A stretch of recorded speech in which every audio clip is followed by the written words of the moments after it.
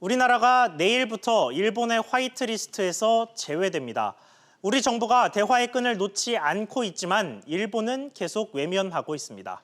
취재기자 연결해서 현재 상황 자세히 알아보겠습니다. 최나리 기자. 네, 최달입니다. 네, 먼저 양국에서 오간 이야기부터 좀 정리해보죠. 네, 우리 정부는 일본 수출 규제 철회 조치의 협상 카드로 지소미아를 제시했습니다. 이낙연 총리는 지소미아가 종료되는 날까지 3개월이 남았다며 부당한 조치를 원상 회복하면 결정을 재검토하겠다고 거듭 밝혔습니다. 일본은 이 총리의 제안에 대해 거절 의사를 분명히 했습니다. 스가 요시히데 관방장관은 지소미아 결정과 수출 규제 두 사안은 차원이 전혀 다른 문제라고 주장했습니다. 그러니까 결국 우리 측에서 한 발 물러서는 발언을 했는데도 소용이 없었다는 거군요. 네, 일본 경제산업성은 내일부터 한국을 수출관리 우대 대상에서 제외하는 수출무역관리령을 시행한다고 오늘 밝혔습니다. 이런 일본의 완강한 태도 때문에 일부에서는 지소미아를 연장했더라도 일본의 화이트리스트 제외는 그대로 시행됐을 것이라는 지적도 나오고 있습니다. 이런 가운데 일본의 아베 총리는 우리나라에 대한 공격 수위를 높였습니다. 아베 총리는 프랑스에서 열린 주요 7개국 정상회의에서 공개적으로 국가 간 약속 준수를 촉구하고 싶다며 사실상 또 우리나라를 비난했습니다. 그러면 우리 정부 대응은 어떻게 되고 있습니까? 정부는 규제 품목이 확대될 가능성 등 모든 조치에 대비하고 있습니다. 성윤모 산업부 장관의 지원 방안 들어보겠습니다. 핵심 전략 품목들은 조기에 공급 안정성을 확보할 수 있도록 수입국 다변화, 핵심 기술 확보 등을 중점 지원하고 우리 정부는 내일 소재, 부품, 장비, 연구개발 투자 전략과 혁신 대책을 공식 발표할 예정입니다. SBS CNBC 최나리입니다. 자, 상황이 이런 만큼 산업계의 긴장감은 높아지고 있습니다. 화이트리스트 배제를 하루 앞둔 기업들의 우려, 그리고 앞서 보신 정부의 대비 상황도 조금 더 구체적으로 살펴보겠습니다. 권세욱 기자 나와 있습니다. 자, 권 기자. 네. 먼저 지금 기업들 움직임은 어떻습니까? 네. 화이트리스트 시행으로 일본 기업의 전략 물자에 대한 수출이 내일부터 제한이 되는데요. 무엇보다 자신의 회사와 관련 있는 품목이 규제되는지 이를 파악하려는 움직임이 분주합니다. 정부 설명회에 참석한 기업 관계자들의 이야기 들어보시죠. 예. 전략물자 확인 맞는지 아닌지 확인하고 왔고요. 해당이 없는 걸로 최종한 확인을 했고요. 여기에 군사 전용 우려 품목이 아닌 업종들까지 불안이 큰 상황인데요. 한번 들어보시죠. 예. 수출 의뢰를 받았는데 저희 물건을 수출하는 데 있어서 혹시 제약이라든지 또 일본 통관 문제에 있어서 어떤 걸림돌이 있지 않을까 그거 좀 확인하려고 왔어요. 네, 국내에 진출한 일본 기업들 또한 갈등이 심화될까 우려를 하고 있는데요. 바로 들어보시죠. 예. 가장 우려되는 거 이제 일제 품목을 조금 기피하는 현상이 있어서 저희 입장에서는 아무래도 세일즈가 좀 떨어지고는 있죠. 부품을 이제 구매할 때 이제 혹시 리드 타임이 이제 걱정이 되니까 이제 재고를 좀 비축을 할 수 있는 방안이 없는지. 네, 참 다양한 기업들이 지금 상황에 대해서 많은 걱정을 하고 있는 모습인데 네. 정부의 구체적인 대응책은 없습니까? 네, 정부는 시나리오별 대책 점검에 들어간 것으로 전해졌습니다. 또 내일 관계부처 합동 대책을 재점검하고 추진 상황을 논의할 예정입니다. 중장기적인 대책도 추진합니다. 그간 인력 육성 투자가 부족해서 국산화율이 저조했다는 지적에 따라서 전문 인력 키우기에도 나섰는데요. 들어보시죠. 예. 국가적 내재화 기술로 저희가 전환을 해야 됩니다. 기업에서 필요한 기업 니즈형 인력을 양성하는 게 중요하다고 생각합니다. 반도체 소재라는 부분들은 전문성이 있어야 됩니다. 양성 사업을 통해서 더 빠른 연구 개발을 할 수 있는 좋은 장점이 있을 거라 생각합니다. 네, 비단 오늘 하루뿐만이 아니라 정부가 계속해서 많은 대책들을 내놓고 있었지 않습니까? 네. 근데 이 대책들에 대한 평가는 어떻습니까? 네, 대중소 기업 간의 협력, 나아가 혁신 생태계 조성이 중요하다는 지적이 나오고 있습니다. 그러니까 중소기업이 대학, 연구소와 협력을 해서 기술을 완성을 하면 대기업이 이 기술과 소재, 제품을 선택을 하고 다시 기술력을 높이는 선순환 생태계를 만들어야 한다는 지적입니다. 네, 권 기자 이야기 잘 들었습니다. 다음 소식입니다. 현대자동차 노조가 오늘 밤 파업이냐 극적 타결이냐의 갈림길에 섰습니다. 지금 막판 교섭을 진행하고 있는데 이 결과에 따라서 노조는 파업 여부를 결정할 방침입니다. 취재기자 연결해 보겠습니다. 윤성훈 기자. 네, 윤성훈입니다. 네, 지금 본교섭 상황 어떻습니까? 현대차 노사는 3시 40분에 본교섭을 시작했습니다. 시작 1시간 만에 퇴직 인원에 대한 인원 보충 형태, 임금 체계와 통상임금 관련한 실무협의를 위해 정의했습니다. 노사 입장 차이가 커 실무회담에서 조율한 뒤 다시 교섭을 하겠다는 것으로 관측됩니다. 노조는 오늘 본교섭 결과를 보고 파업 여부를 최종 결정할 예정입니다. 그러면 현재 상황에서 파업 가능성은 얼마나 되는 겁니까? 아직 예단하기는 어렵습니다. 하지만 노사 합의에 대한 기대감은 높은 상황입니다. 노조는 어제 교섭 뒤 대부분의 사안에서 의견 접근을 이뤄 구분응선을 넘었다고 밝힌 바 있습니다. 또 사측이 결단하면 노조도 통 큰 결단을 내릴 것이라고 밝혔습니다. 자, 그러면 노사는 어떤 부분에서 입장 차이를 좁히지 못하고 있는 겁니까? 노사는 기본급 인상 수준과 정년 연장안, 통상임금에 대해 합의점을 찾는 데 어려움을 겪고 있습니다. 노조는 기본급을 12만 3,526원 인상해 줄 것을 요구했습니다. 하지만 사측은 호봉 승급액을 포함해 기본급을 4만 원 인상하는 안을 제시했습니다. 또 노사는 노조의 요구사항인 정년 연장안에 대해서도 입장 차이를 좁히지 못한 것으로 알려졌습니다. 이런 입장 차이가 오늘 막판 교섭에서 얼마나 줄여지느냐에 따라 현대차 노조의 8년 연속 파업 여부가 결정될 것으로 전망됩니다. SBS CNBC 윤성훈입니다. 자, 이번엔 정부가 최종 확정한 세법 개정안 자세히 살펴보겠습니다. 무려 15개의 세법이 개정되지만 무엇보다 경제 활력을 되살리는 데 무게중심이 놓여 있습니다. 이를 위해 정부는 이른바 투자 3종 세트를 전면에 내세웠는데 대내외 경제 상황을 감안하면 역부족이라는 평가도 나옵니다. 먼저 정광현 기자가 개정안의 주요 내용 설명해 드립니다. 정부가 올해 세법 개정안을 발표하면서 첫손에 꼽은 것은 경제 활력입니다. 감세와 세제 지원을 확대해 민간의 투자와 소비 의욕을 끌어올리는 데 집중하겠다는 겁니다. 최근 투자 상황이 굉장히 어렵기 때문에 세제 측면에서 한시적인 지원 확대를 통해서 미래에 투자할 금액을 좀 조기에 투자할 수 있도록. 이를 위해 정부가 내놓은 것이 이른바 투자 인센티브 3종 세트입니다. 공장 자동화 시설 등 첨단 설비에 투자하는 기업에게 향후 1년간 세액공제율을 최대 2배로 확대하고 기업들의 설비 투자를 촉진하기 위해 가속상각 특례 제도도 내년 6월까지 한시적으로 연장하기로 했습니다. 대기업 최대 주주의 상속증여세 할증률을 30%에서 20%로 낮추고 중소기업에 대해선 할증률을 영구적으로 면제키로 한 것도 기업 소유주들의 세부담을 줄여 투자를 끌어내겠다는 취지입니다. 하지만 인센티브 기간과 대상이 대부분 한시적이고 제한돼 있는 탓에 효과가 반감될 것이라는 의문도 여전합니다. 이전에 법인세 올린 거 효과랑 비교를 하면은 상대적으로 좀 낮은 수준인 것 같아서 투자 결정이 향후 5년 이상 장기를 보고서 결정을 하기 때문에 좀 더 장기적인. 설비 투자 금액 일부를 소득세나 법인세에서 공제해주는 임시 투자세액 공제가 이번 세법 개정에 포함되지 못한 것도 재계에서는 아쉽다는 평가를 내놓고 있습니다. SBS CNBC 정광윤입니다. 투자 활력을 높인다, 혁신 성장을 지원한다. 이렇게 보면 세법이 참 어렵고 멀게만 느껴지실 수도 있겠습니다. 그런데 그렇지는 않습니다. 세법을 잘 살펴보면 내가 내야 할 세금을 아끼고 재테크 전략을 잘 세울 수도 있습니다. 놓치면 안 될 실생활 개정 세법을 신윤철 기자가 전해드립니다. 노후 대비를 위해 중장년층이 많이 가입하는 노후연금의 경우 이번 세법 개정을 통해 세액 공제 대상과 납입 한도가 확대됐습니다. 만 50세 이상은 연금 계좌 세액 공제 납입 한도가 기존 400만 원에서 600만 원으로 3년간 한시적으로 확대됩니다. 만약 연봉 6천만 원인 50대 직장인의 경우 기존에는 최대 92만 4천 원을 공제받았다면 내년부터는 공제액이 118만 8천 원으로 껑충 뜁니다. 만기가 다한 개인 종합자산관리 ISA 계좌는 연금 계좌로 전환할 수 있어 세액 공제 혜택을 받을 수 있습니다.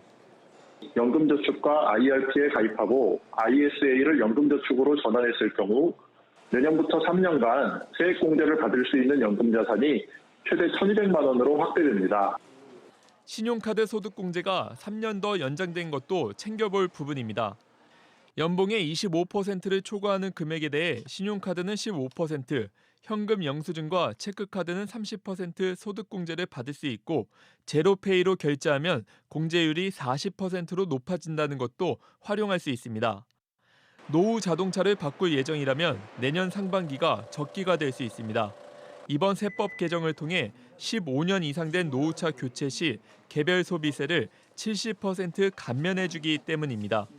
다음 달부터 면세점에서 구매할 수 있는 한도는 최대 5,000달러까지 늘어나고 50년 만에 주세법이 개정되면서 캔맥주의 경우 내년부터 세금이 23.6% 낮아져 맥주 가격도 떨어질 것으로 전망됩니다. SBS CNBC 신윤철입니다. 자, 앞서 올해 세법 개정의 방향과 취지 그리고 주요 내용들까지 살펴보셨습니다. 그러면 이제 정부안이 확정돼서 국회에 제출되는데 정부가 내세운 경제 활력, 투자 활성화에 대해선 반신반의한 분위기도 여전합니다. 관련해서 취재기자와 자세히 짚어보겠습니다. 이한승 기자 나왔습니다. 자, 이 기자. 네. 먼저 올해 세법 개정안의 핵심 방향부터 다시 한번 짚어보죠. 네, 일단 뭐 첫 번째 보도된 내용도 보셨듯이 경제 활력을 좀 제고하고 또 혁신 성장을 좀 지원하겠다는 데 방점이 찍혀 있습니다. 이 문재인 정부는 출범 이후에 고소득자 또 대기업에 대한 증세에 집중을 해왔는데요. 지금은 이제 기업 감세 카드를 꺼내들 정도로 경기 상황이 좋지 않다고 보고 기업 투자를 촉진하기 위한 내용들을 이번 세법 개정안에 많이 담았습니다. 여기에 또 소형주택 임대사업자에 대한 세액 감면 혜택을 또 축소하는 내용과 또 고가 상가주택의 양도세 부담 증가와 같이 이 부동산 고소득자를 겨냥한 핀셋 규제도 함께 포함이 됐습니다. 자, 그러니까 뭐 전반적으로는 감세를 했지만 뭐 세금이 늘어난 부분도 있다는 얘기군요. 그렇죠. 그런데 이 투자 3종 세트처럼 가장 내세웠던 건 어쨌든 투자를 촉진시키겠다 뭐 이런 거였는데 네.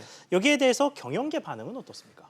그에 대해서 이 한국경제연구원이라는 연구기관에서 매출액 상위 100대 기업을 대상으로 그 의견을 물어봤는데요. 10곳 중 6곳이 효과가 없거나 제한적일 것이라고 응답을 했고요.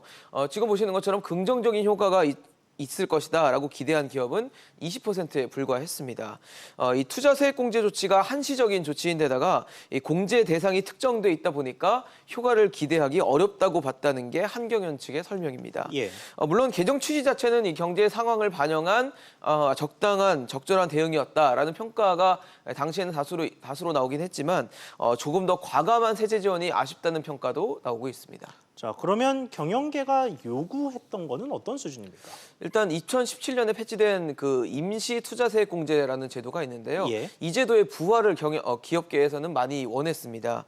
이 임시 투자세액 공제라는 것은 기업 설비 투자 금액 중 일부를 기업의 소득세나 법인세를 해서 공제하는 이 적극적인 세제 지원 방식인데요.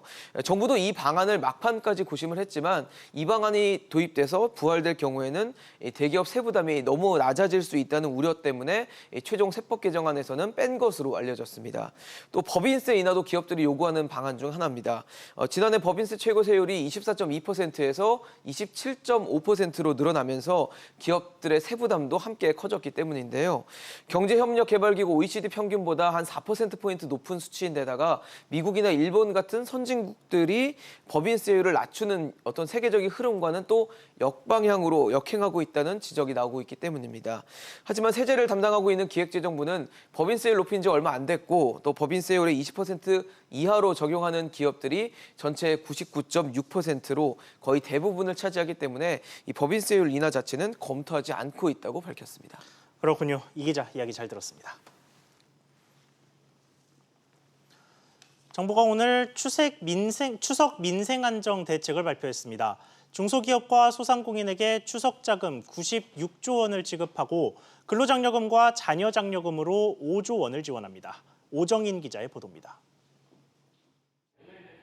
정부는 우선 중소기업과 소상공인 추석 자금으로 지난해보다 10조 원 늘어난 96조 원을 지원할 계획입니다. 금융권의 기존 대출과 보증 만기 연장도 지난해보다 5조 원 늘은 56조 원이 지원됩니다. 서민금융진흥원은 전통시장 상인들을 위해 50억 원 규모의 성수품 구매 자금을 대출해주기로 했습니다. 또 중소신용카드 가맹점 35만 곳에 카드 결제 대금을 조기 지급할 예정입니다. 이번 대책에서 눈에 띄는 부분은 근로장려금과 자녀장려금이 대폭 확대된다는 점입니다. 5조 원 규모로 확대된 근로장려금과 자녀장려금은 법정 기한인 9월 30일보다 20일 앞당겨 추석 연휴 전에 미리 지급하기로 했습니다.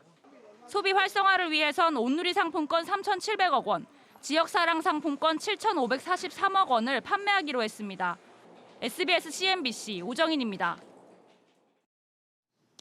오는 연말부터 유색 페트병과 폴리염화비닐, PVC 포장재 사용이 금지됩니다. 또 제품 포장재는 재활용이 얼마나 쉽게 되느냐에 따라서 등급을 부여하는 제도가 도입되는데요. 엄하은 기자가 전해드립니다.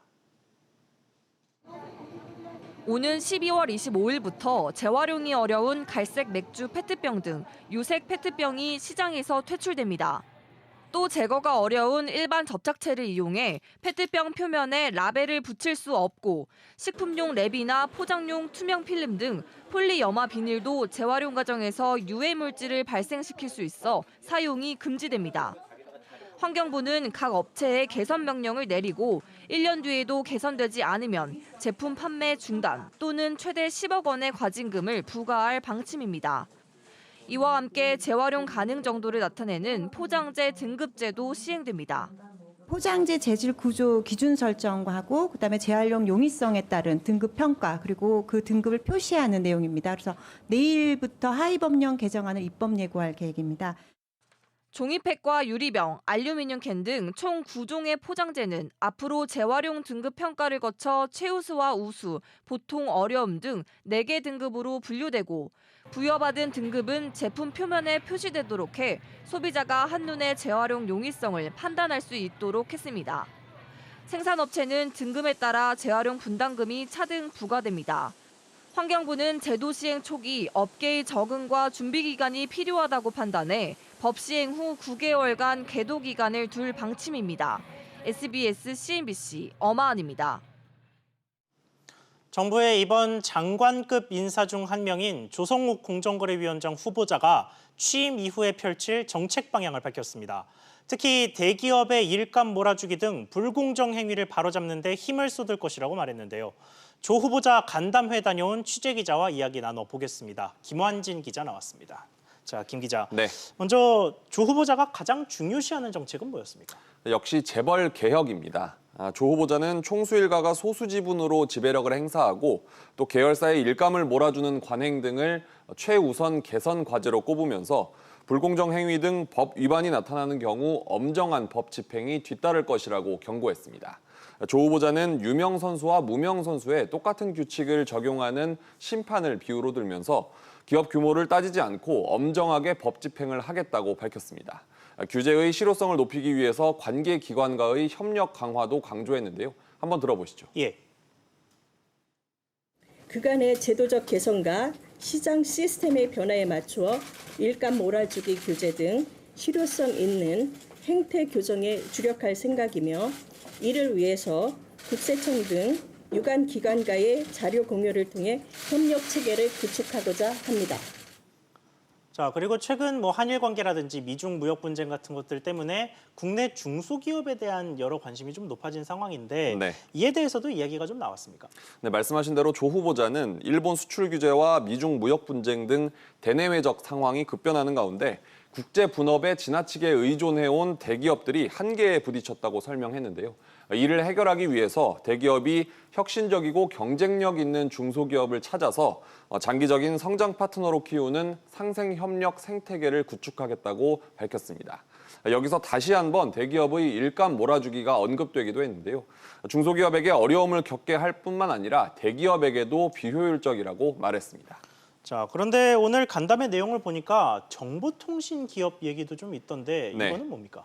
조 후보자는 구글이나 애플 그리고 네이버 등 ICT 기업의 불공정 행위가 우리 경제에 미치는 파급 효과가 크다며 개별 사건을 조사하고 제재하는 데 머물지 않고 구조적인 개선을 이끌어내겠다고 밝혔습니다.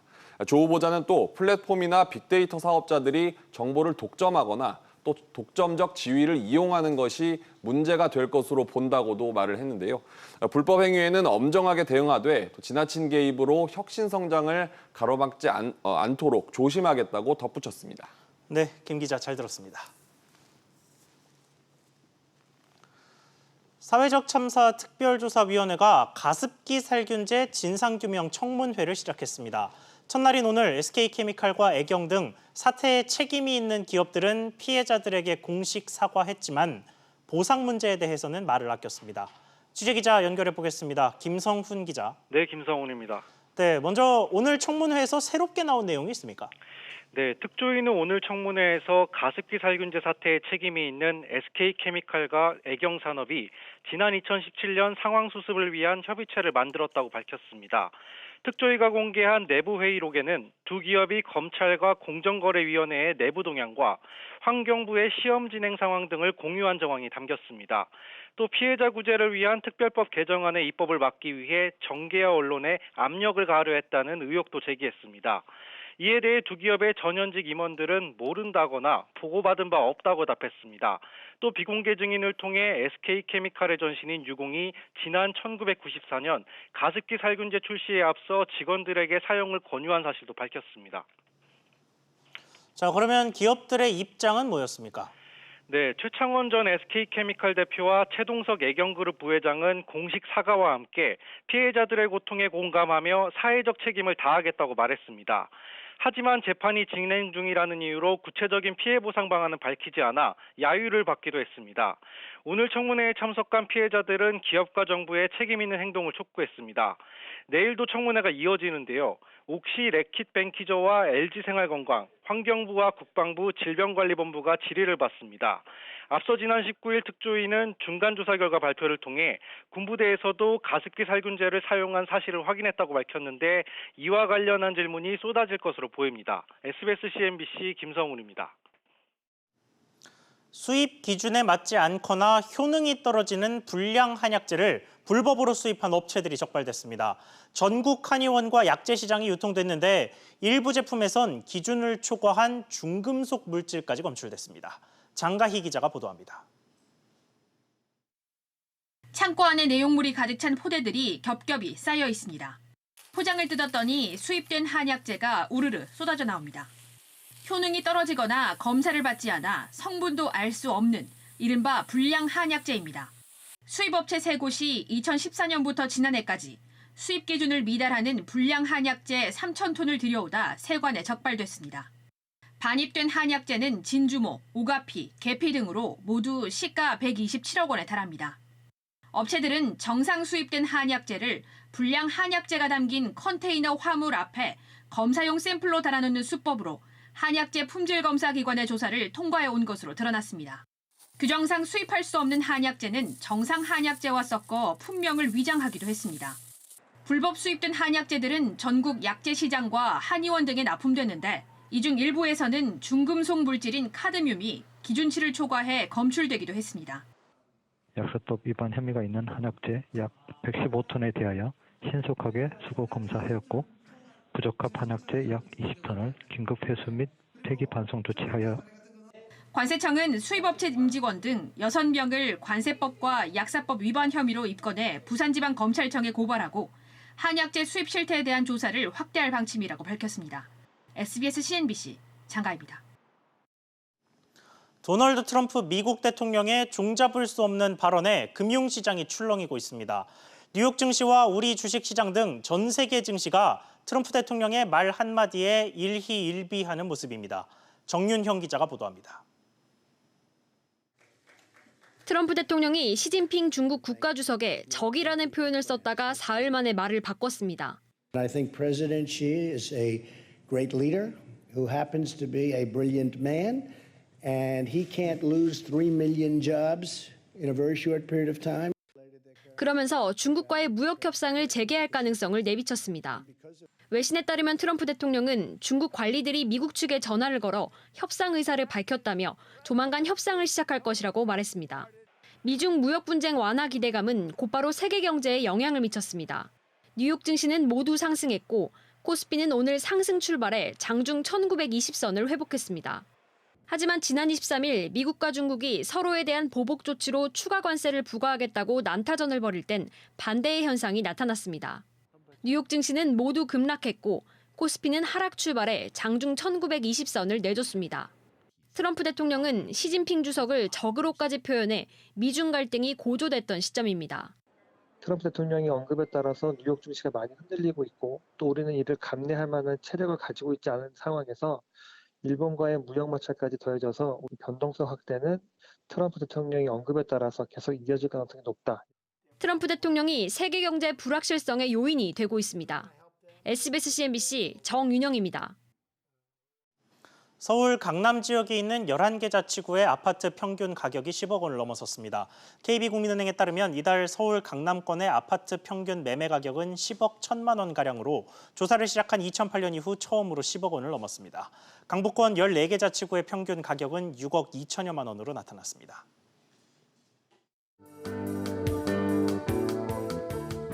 안녕하세요. K웨더 라이프스타일 예보 보조입니다.